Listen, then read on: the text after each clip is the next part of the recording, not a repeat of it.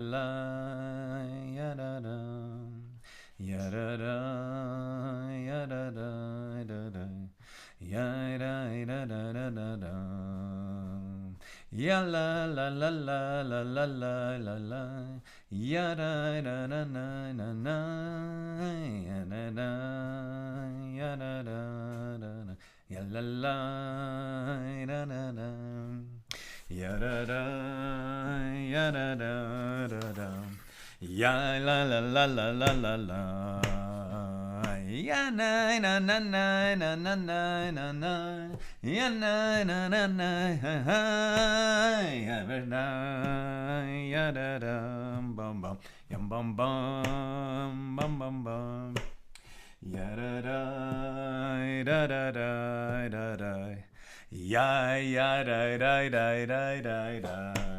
A good vach, a good week, Shavua Tov. How's everybody doing?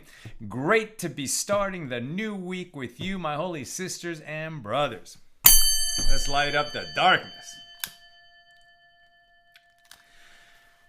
Public service announcement. Spring ahead, fall back. Tonight we set the clocks forward. So I believe if you're in the United States and not in Arizona, then right everywhere else 2 a.m. it's suddenly 3 a.m. we lose an hour tonight. So next week, right now we got on the air by about 7:40, so next week it'll be like 8:40, and then we get into the summer where the Saturday night show is really late, so we'll just try really hard. I get home from synagogue Saturday night, we make Havdalah with the family and run to get on the air. We'll do our best. How's everybody doing? Great to be with you. Who's in the house? Bill in Mid-Missouri. Paul says, sounds great. That nigun that I was humming was Orech Yamim. I think that's a Shlomo Carlebach melody. Melissa in Great Neck. Paula in the Great Northwest is ouch, but here. I hope your procedure went well. That was you, right, Paula? You have a refuah shlema. Griggs is in from Kentucky. Nancy, North Carolina. Bill tuning in from YouTube, but commenting on Facebook. That guy's multitasking. Attaboy, Bill. And therefore have better volume control when the washer and dryer are making a din. Belle in Texas. Sue Strauss in the house from Chicago. Michael says shalom. Paula Klauser in Chicago. And over there on the YouTube side, I need to get that going. Nina is just out driving a friend home, who was our guest for Shabbos. Aoife from Florida. Marjorie in Georgia. Marie saying Shavua Tov. Right, it's a mitzvah when you have a house guest to help them get to their next destination. So Nina was able to fulfill that mitzvah. I had to do the Facebook sharing into the various groups that we share into. Remember that we have the Accidental Talmudist Discussion Forum, the Accidental Talmudist Forum, which is a Facebook group, and everything we post always gets shared into that. And that's a better way to get notified than just following the page, just liking Accidental Talmudist. You should also join the Accidental Talmudist Forum. And then there's also the the AT Daily Discussion Group. And you can find those. Nino will probably put links to those in the comments.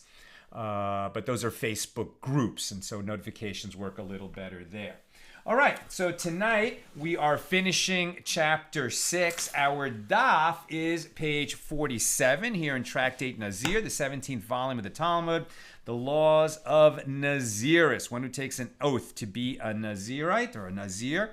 This is a person who vows to abstain from produce of the grapevine, not to become impure for the dead, not to remove any hair during the term of Naziros, and then at the conclusion of that term to bring the offerings for a Nazir who concludes his term or her term. And we don't do this anymore because the temple is not standing and we can't bring those offerings. Neither the offerings that a Nazir brings at the conclusion of Naziris, nor a Nazir who became impure for the dead during his term and has to bring those offerings. Okay, we finished chapter 6 with Mishna number 12. This Mishnah is going to mention Rabbi Eliezer. And then the first Mishna of chapter 7 is also going to have a minority opinion from Rabbi Eliezer. And I just happen to hear a story about Rabbi Eliezer today in Shul from our rabbi. And it's very inspiring for all of us because all of us can struggle when we're learning. I mean, Talmud learning is difficult. There's no two ways about it. And sometimes it's more difficult than others. And sometimes we feel like, oh man, I can barely grasp what the surface level. How am I even getting beyond the surface level? It's difficult, right? As we learn more and more, we start to develop a little bit of Gemara cop, right? Our brain starts to get its arms around these concepts and the manner of Talmudic reasoning. But it's not easy. And we can take inspiration from Rabbi Eliezer ben Hyrcanus. We've heard of him before. I've shared at other times the very famous story, the oven of Achnai, where just suffice it to say that in a dispute between Rabbi Eliezer and all the other rabbis, Rabbi Eliezer, according to heaven, was right, and the other rabbis were wrong, right? So he was the greatest thinker of the generation. And even a voice from heaven came and said, the law is according to Rabbi Eliezer. But he actually lost that argument, and sort of God, as it were, acquiesced in him losing the argument because the Torah is not in heaven, the Torah is on earth, and the Torah itself says that in every generation, the majority of the sages, the elders of the generation, they will be responsible for making the law. And if one, no matter how cogent his argument is up against the many, well, the many are going to outvote him. It's very meritocratic and democratic. But so he was that level of thinker, right? Now, Rabbi Eliezer was not born, he was not from birth, right? He was not, educated in a yeshiva and grew up at the feet of the rabbis or of the sages of his generation. He was actually completely ignorant of Torah. He came from a wealthy family. His father was very rich. But in this story, Hyrcanus, right, his father, raised him to kind of go into the family business. And Hyrcanus had huge holdings. And where was Eliezer placed to sort of learn the business? He was plowing a field, right? And so the boy was crying. He wasn't just a boy. He was 28 years old. And he was crying. His father says, why are you crying? This field is too difficult to plow. Okay, so we'll take you to a nicer field, not in the mountains, but in the valley. The boy's still crying. The young man is still crying. Why are you crying? I want to learn Torah. You want to learn Torah? Yeah, you should have learned Torah when you were a kid. It's 28. It's too late. So you'll get married. You'll have a son, and your son, he will be a Torah scholar. It didn't happen for you, not in this life. He keeps crying. He keeps crying. Eventually, he just leaves the family business and all that wealth behind, and he goes and he learns with Rabbi Yochanan ben Zakkai. So this is late Second Temple period. And when he arrives there, he doesn't know Shema. He doesn't know how to say the blessing after a meal. He doesn't know anything. But Rabbi Yochanan ben Zakkai can see how much this man wants to learn. And starts teaching him, one law at a time, one law at a time, one law at a time, and eventually he starts learning. Now, that's a pretty famous story, but what Rabbi Kalmanson added this morning is, if you're bringing up your son, you're a very rich guy with a powerful, financial empire, okay, you're not going to just hand it over to him. You want him to learn the business. But probably you're not going to start him plowing fields, right? At 28 years old, he's not still plowing a field. You would have him in some kind of management position, somewhere where he could really learn, the intricacies of the whole business. And why was he doing something so simple, so menial? Why did he know so little Torah? If he wanted to learn Torah and he's the son of a rich man, he had opportunities to learn Torah. He could have learned something along the way. And the answer is because he was not good at it at all, right? According to Rabbi Kalmanson, he was thick-headed. And his father, when he wasn't saying to him, no, you can't learn Torah because I don't want you to. His father was trying to be kind and saying, listen, other people can learn Torah. You don't have that kind of head. You're not that bright, kid. But he wanted it so bad, and he just, his desire to learn Torah ultimately gave him a capacity to learn Torah. and he ended up becoming the great Rabbi Eliezer ben Hyrcanus. So, whenever we encounter something that's really difficult, let's remember that it is difficult. We shouldn't be discouraged, but that our desire to learn will eventually enable us to learn, even if it's difficult at first. Okay, here's Mishnah number 12, the final Mishnah of chapter 6. With regard to one on whose behalf the blood of one of his Nazir's offerings was sprinkled on the altar, right? And we've established conclusively in the last few pages that when a Nazir, right, completes his days of Naziris, if he vowed to be a Nazir and didn't say for how long, then it's a 30-day term. If he said for a year, then he has to do it for a year. When he finishes counting his days, he has to go to Jerusalem, he has to go to the temple, and he has to bring 3 offerings, as we've learned, right? So that's a sin offering, a burnt offering, and a peace offering. As soon as the sin offering is slaughtered and its blood is sprinkled on the altar, then we learn that at that point he should shave. But if he waits to shave until all 3 offerings have been sprinkled on the altar, that's fine. But as soon as the sin offering, that blood of that offering is sprinkled on the altar, he can shave. And what does that mean? It means that his Naziris is over. He completed his Naziris, he brought the first offering, and now he can drink wine, right? So we learned that already. So now what they're saying is, well, after the blood of one of the offerings is sprinkled, but before he's brought the other offerings, what happens if at that point he becomes impure for the dead, right? Like somebody drops dead next to him and he helps bury that person or helps carry that corpse away. What's happened, right? Has he become impure during his Naziris because he hasn't finished bringing the offerings?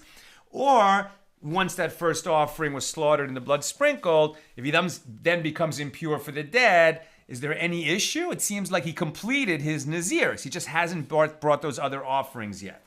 So that's the question, right? So with regard to one on whose behalf the blood of one of his Nazir's offerings was sprinkled on the altar, and then he became tameh, ritually impure for the dead, before bringing the rest of his offerings. So in that situation, Rabbi Eliezer says his impurity negates the entire, it says the whole, right? The whole thing.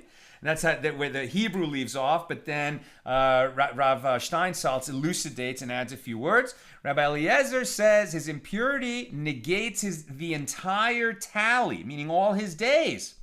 And he remains a Nazir, and he's going to have to repeat, right? He's going to have to repeat his Naziris.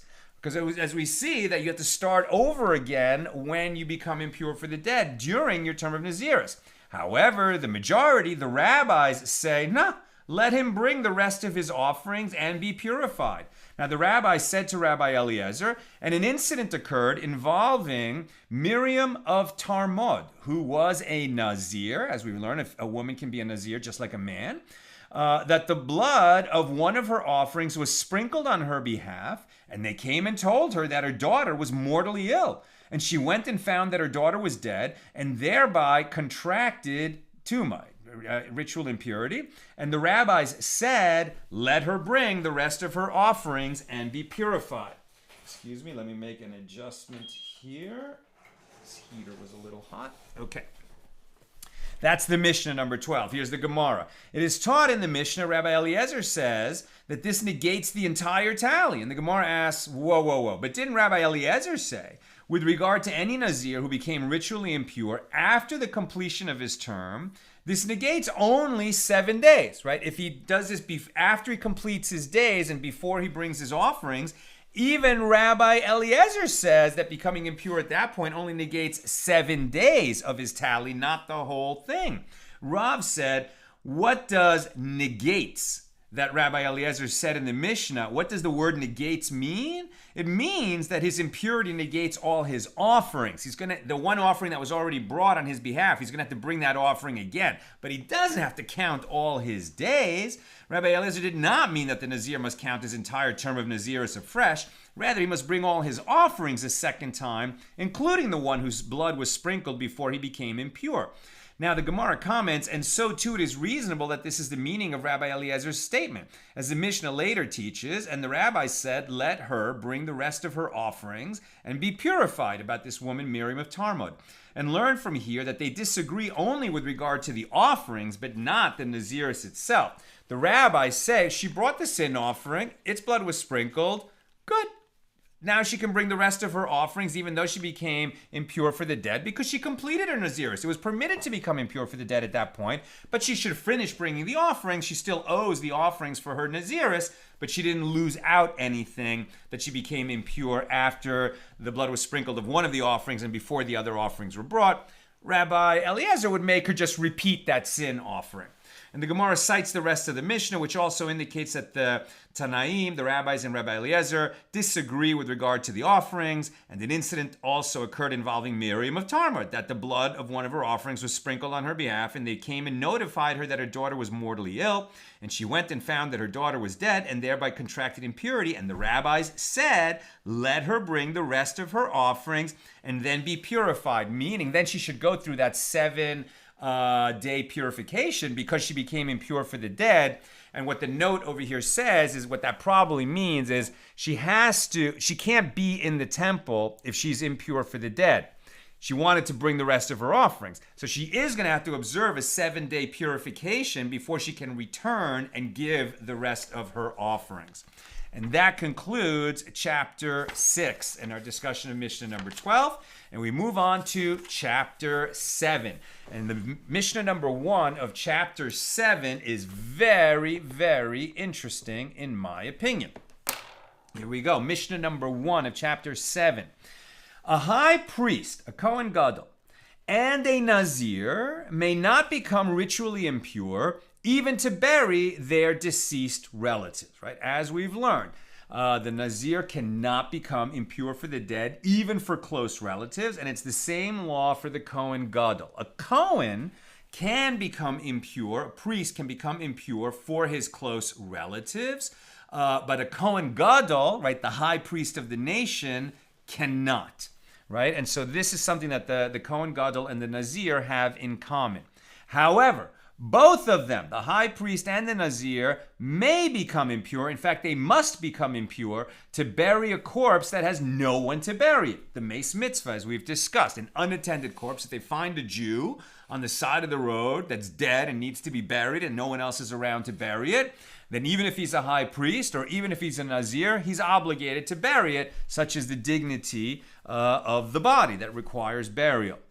If a high priest and a Nazir were walking along the way together and they found a Mace Mitzvah, right? They found an unattended corpse, and one of them can attend to the burial by himself, right? So if it's possible for one of them to do it by himself, right? Because you would think that, okay, since both a Kohen Gadol and a Nazir must become impure for the dead to bury a body, okay, now they were walking together and they found this body, so let them work together.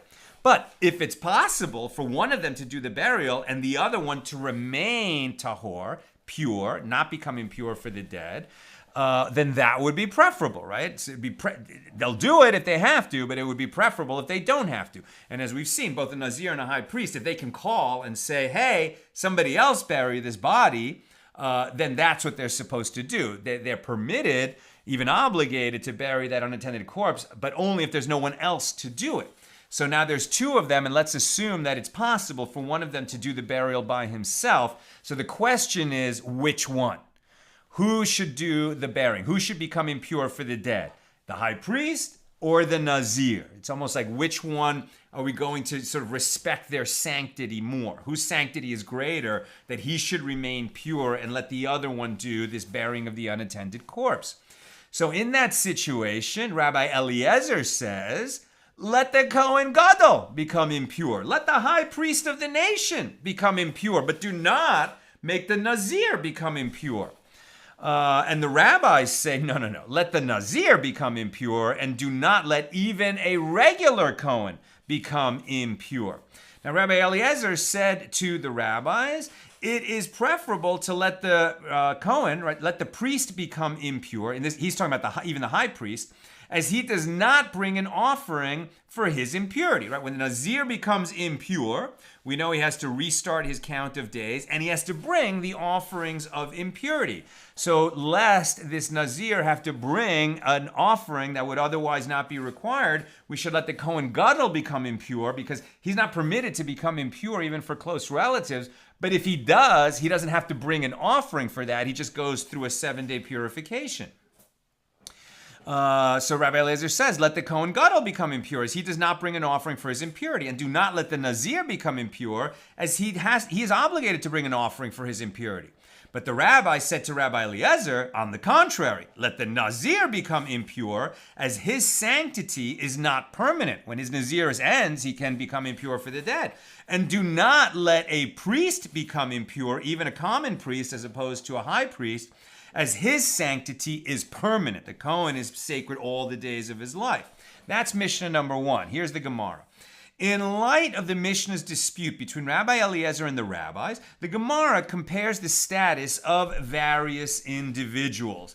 And these questions are not that difficult, but they sort of serve to clarify our thinking. Granted, with regard to a high priest and a Nazir, one can explain the dispute as follows. This sage, the rabbis, hold that it is preferable that a high priest remain ritually pure, as his sanctity is permanent. And the other sage, Rabbi Eliezer, holds that it is preferable that a Nazir remain ritually pure, because he is obligated to bring an offering for his impurity. Additionally, if the two people walking together were not a high priest and Nazir, but rather a high priest anointed with the anointing oil, as was performed during the first temple period, when they still had the anointing oil that Moses used in the desert, right? The original anointing oil. And then eventually it was lost. They didn't have any more. But it lasted for like 800 years that they had that anointing oil, right? The 400 years when the tabernacle was located in the Holy Land before Solomon built the temple, and during the first temple period, and only then was it lost. But during the second temple period, they didn't have the anointing oil. So when a priest was elevated to become high priest, he became the high priest, and his mark of distinction was that he wore the garments of the high priest, which had 4 additional garments than a regular priest wears, and that's why it's called the priest of many garments. But they did not have the anointing oil that priests had in the first temple period. So here, this is like a totally hypothetical situation, but if you had 2 high priests walking along, and for some reason one of them was anointed with the anointing oil that they had during the first temple period, and the other one was a high priest who had the garments of the high priest and was elevated, he was the high priest, but he hadn't been anointed with the anointing oil, well, in that situation, it is preferable that the one who was anointed with the anointing oil remain ritually pure, and let the other high priest who wasn't anointed bury the unattended corpse. Why? Because the high priest anointed with the anointing oil brings the bull brought for all the mitzvahs. In other words, if an anointed priest ruled erroneously with regard to a prohibition, that if a regular Jew transgressed this prohibition because he was following the erroneous ruling of the high priest, who was an anointed high priest, then that high priest is liable to bring a sin offering, and he brings a bull for the sin offering. See Leviticus 4:3 through 12. But a high priest of many garments, meaning a high priest of the later period who was not anointed with the anointing oil because they lost it after the first temple was destroyed, he does not bring a bull, right? Once we lost the anointing oil, we also lost this particular commandment that a high priest who makes a ruling that causes others to err has to bring a bull as a sin offering that was tied to the anointing oil. Now, in a case where a former anointed high priest, meaning a priest who had temporarily substituted for a high priest, is walking together with a high priest of many garments, so then it is preferable that the one who wears many garments, meaning he's a current high priest, that he remain ritually pure. And the reason is that a high priest of many garments still performs the service, whereas a former anointed high priest, even though he was anointed, he's no longer the high priest, so he's no longer able to perform the service. So let him become impure for the dead. in a case where an anointed high priest who temporarily left his role as high priest due to his seminal emission is walking with a former anointed high priest who left his role due to his blemish. Right, they're both former high priests, but one is temporarily a former high priest, and the other one is permanently a former high priest because he developed some kind of a blemish that disqualified him from service. So in that case, let the one who is permanently disqualified to be a high priest, let him bury the unattended corpse, because the other one can return to his duties once his temporary disqualification ends. Now, the above cases were all easily resolved and are mentioned merely to introduce the following inquiries for which there are no obvious answers. Now, a dilemma was raised before the sages. For which of these two is it preferable that he remain ritually pure? If, two guys are walking down the road together, one of them is a priest anointed for war, who was anointed with oil and appointed to admonish the troops before battle. You can read about that at Deuteronomy chapter 20, verse 2. Or the deputy high priest. Which of them should become impure to bury the unattended corpse? Is it preferable that the priest anointed for war remain ritually pure, as he is fit for war? Or perhaps it is preferable that the deputy high priest remain ritually pure, as he is fit for service in the temple in place of the high priest. Why was there a deputy high priest? In case the high priest became temporarily or permanently disqualified from serving, and there would be a deputy high priest who could step right in and make sure that the duties of the high priest are continuous. The same reason we have a vice president. So the Gemara suggests, come in here a resolution as it is taught in a Baraisa. The difference between a priest anointed for war and a deputy high priest is only that if they were walking along the way and found a mace mitzvah, the ruling is, let the one anointed for war become impure, and do not let the deputy become impure. And the Gemara asks, but isn't it taught in a different Baraisa that a priest anointed for war takes precedence over a deputy high priest? And Mar Zutra said this is not difficult. With regard to preserving his life and rescuing him from captivity or from a dangerous situation, it is preferable to preserve the one anointed for war. What is the reason for this? The reason is that the public depends on him in a time of war, right? The high priest anointed for war is not serving in the temple. He goes out with the troops to battle, and he's an inspiration to them. He's like the ultimate, coach giving the locker room speech before the big game. But I mean, not to make light of war, but he's the one who is going to, assure the troops that if they're fighting a holy war, that they're going to be okay, and it gives them chizuk, it gives them strength.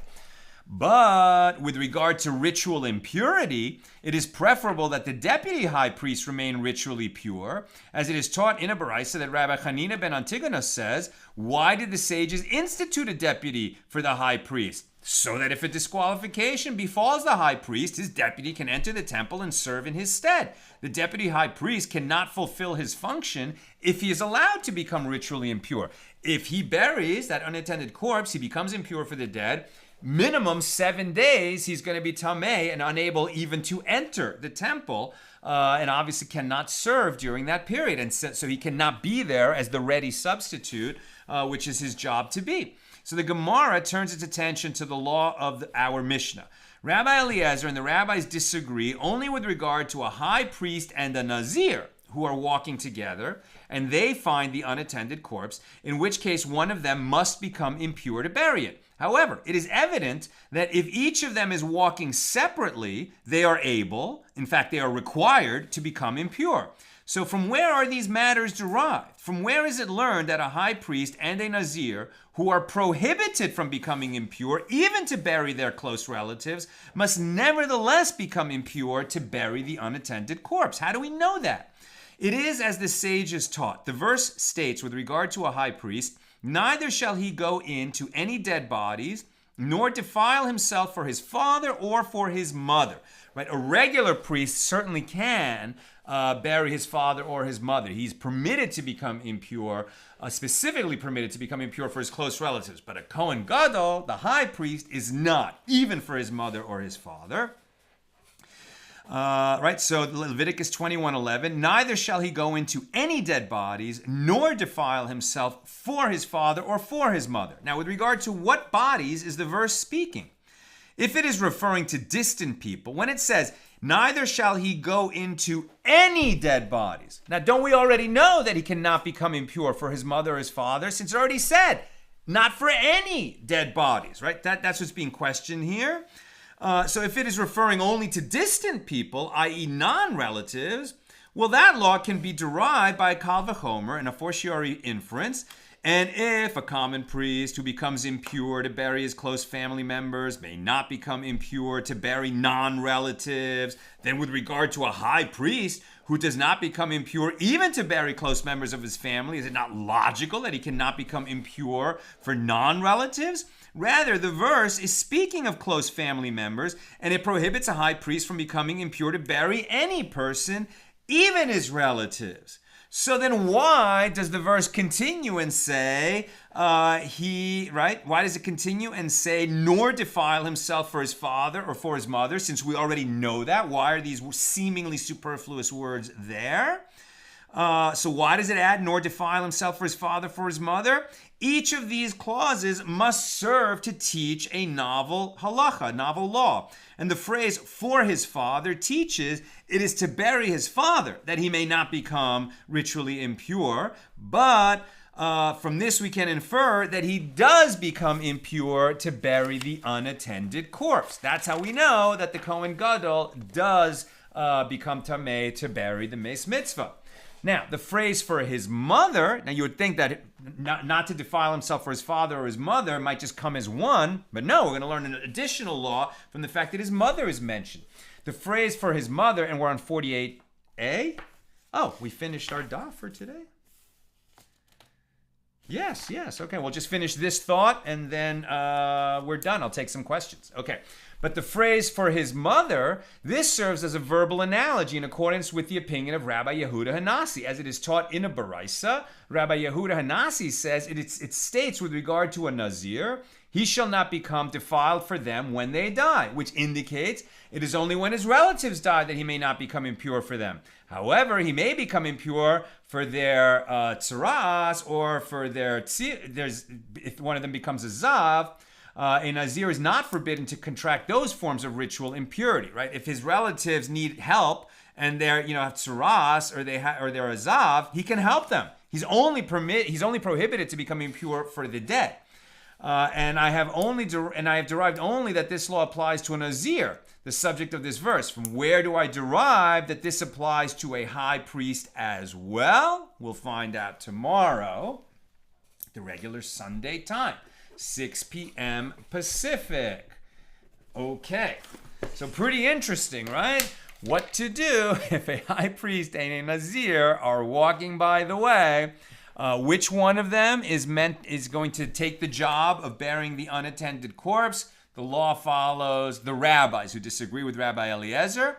So the high priest stays pure and the Nazir buries the body. But Rabbi Eliezer would have had the Kohen Gadol bury the body. And as you can see, Rabbi Eliezer was never political in his decrees, in his statements of law. He just looked at the pure truth of the law. Even if he was going to say, no, anybody can become a Nazir, but if a Nazir and a high priest are walking by the way, then the high priest has got to get out the shovel and do the burying. All right, let's check questions or comments on Nazir 47.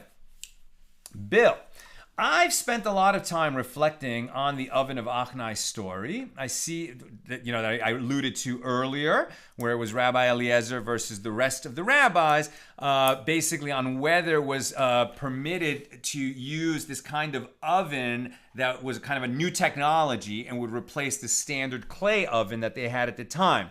And why it mattered is that the new oven, which was made of concentric rings of clay separated by layers of some kind of like sandy adhesive, and it was not a clay vessel. Therefore, if a sheretz went in and died, if a creeping thing went and died inside, it wouldn't render the whole oven impure and require the owner of the oven to smash it and get a new one. For poor people, that made a big difference. Rabbi Eliezer said that the new kind of oven is kosher. If a creeping thing goes into it, you don't have to smash it. You just remove the creeping thing because it's not a clay vessel in the same way as a standard clay oven. The majority disagreed with him, overruled him in the study hall. He called on heaven and said, come on, I know I'm right. Let a voice from heaven prove it. And a voice from heaven came and proved it. But the rest of the head of the Sanhedrin at that time said, hey, we don't listen to voices from heaven. God, you gave us the Torah. You told us that we have to figure it out ourselves. And the majority of the sages in each generation create the ruling. And God agreed with that. So that was the dispute in that famous story that Bill is alluding to. So says Bill, I see a lot of myself for good and for ill in Rabbi Eliezer. I too can get a little obsessed with being right. Never mind what the consensus of my community is. The sense I get is that when Rabbi Yehoshua says the Torah is not in heaven, he is, apart from citing the tradition, essentially asking God this. You, O merciful one, have given us not just the law, but this procedure for making decisions about it. Just so, Bill. By procedure, we have held this. Are you changing the procedure? And God was willing to say that Eliezer was right and therefore give Eliezer a way to save face to say, well, the law is thus, but I was right, even so, but not to uproot the procedure for him. And Eliezer, thick-headed, stubborn, passionate, stiff-necked, right? That we are a stiff-necked people, as we just learned in today's Torah portion that we read. Stubborn, passionate, just can't take the out. He's right. He knows he's right. Everyone should acquiesce because he's right, darn it. And the story of the oven of Achai is in so many ways a deep tragedy. And again, I see a lot of myself in Eliezer's response. May God give us wisdom and softer hearts and less stiff necks. Amen. I had a thought about this last year when we were reading the same Torah portion. You just reminded me of it. Thank you, Bill. Why would God choose such a stiff-necked people to give us the Torah?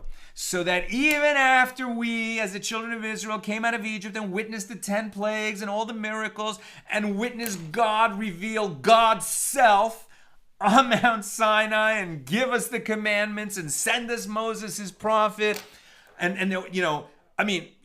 We have to have faith to believe that God is operating in our lives.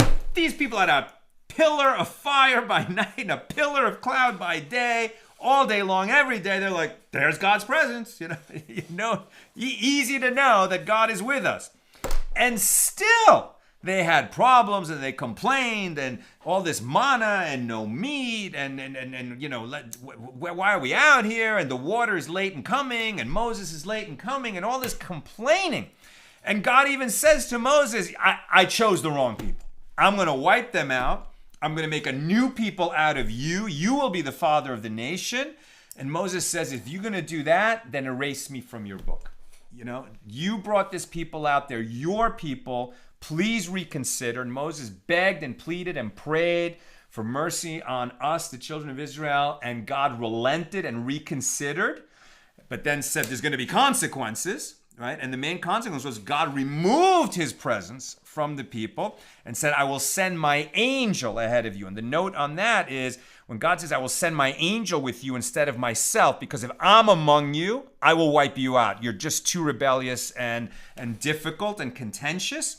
I'll send my angel with you. And what that means is instead of having revealed miracles with us all the time, instead of that, God would sort of guide the Jewish people and give us what we need through more natural stories, like we just saw in the Purim story, where there was no revealed miracle. There's an unbelievable chain of coincidences, but God's hand would remain hidden rather than giving us revealed miracles. Why? Because we're such a difficult, stiff-necked people. So why did God choose such a stiff-necked people to be the chosen people? And I would say, why were we chosen? As a teaching example to the whole world, meaning if we, such a stiff-necked people, can learn to soften ourselves and soften our stance and submit to God's authority and be learning all day, not all day, but be learning every day, so that we can improve at not just learning. We are meant to learn Torah for Torah's sake, but inevitably, when a person learns Torah every day, their character will be more refined. And what does that mean? We'll be less stubborn, less stiff-necked, more open. Some of us have a long way to go, so even when we improve our characteristics, we're still difficult people. But if such a stiff-necked people can submit to all the requirements of the 613 commandments, anyone can, right? Anyone can improve their midos. Anyone can improve their attributes. And that's why I believe God chose such a stiff-necked people. Anya, do you think Rabbi Eliezer was dyslexic when young? Outgrowing it would make learning it at age 28 easier. That's a very interesting idea. Perhaps that could really be. That would kind of make sense, right? Because it's hard for me to believe he was just, unintelligent and couldn't learn at a young age and then became so intelligent. So maybe he had some kind of a learning challenge. Maybe that's what was going on. Sharon, when in Shul today, the rabbi, or local Chabad rabbi, said that ritual impurity from the dead can only be imparted if the dead person is a Jew. I never understood it that way. And in response to that, Bill says, hold on, that's a flawed understanding because we've covered in the past that the reason that places outside Eretz Yisrael, especially since the destruction of the temple, are by definition impure, is because Gentiles are not fastidious about marking graves. So clearly, my remains make one just as impure as yours do, surely. I don't know. I would need to research this question more. Because Bill is definitely citing the answer that I've given many times. And I'd like to know more about if it's any mace. Now, I think what is true, there is a note here about that, right? Like in terms of the high priest has to become impure to bury the dead, that would be to bury a Jew. He wouldn't have to become impure to bury a non-Jew. These are examples of laws that are just, they don't really come up, right? But that is a technical requirement of who has to bury the corpse. But in terms of a body, a human corpse imparting tumah, I'm pretty sure that any human corpse will impart tumah to a Jew. Now, it is true that a non-Jew does not contract tumah, right? Like tumah is a concept that affects Jews. And when you think about it, it's like, why is it relevant? Like there's no reason why a non-Jew needs to be concerned about tumah. Because it's only relevant for entering the temple. Now, it is true that non-Jews could enter the temple. There was a place, and they could bring offerings. There were certain offerings that non-Jews could bring. But I don't think that they went through like a purification in order to do that. I need to learn more about this. I don't know these laws offhand. But suffice it to say, there are distinctions in these laws. But my understanding is that in terms of touching a corpse and becoming tameh from it, and any corpse will do that. Did you like my student's artistic rendering of the oven of Achnai? I haven't seen it. I need to see that. I can't remember. Maybe did you show it? Oh, you mean when I visited the class? Yes, that was amazing. But send it to me in an email. I want to see that again. Okay. That's what I've got for us, my friends. It's great learning with you on a Saturday night. And with God's help, we'll be together again tomorrow, Sunday at the regular time, 6 p.m. Pacific. And that's with the clocks changing tonight. The clocks change tonight. Spring forward. At 2 a.m. it becomes 3 a.m. Have a great week.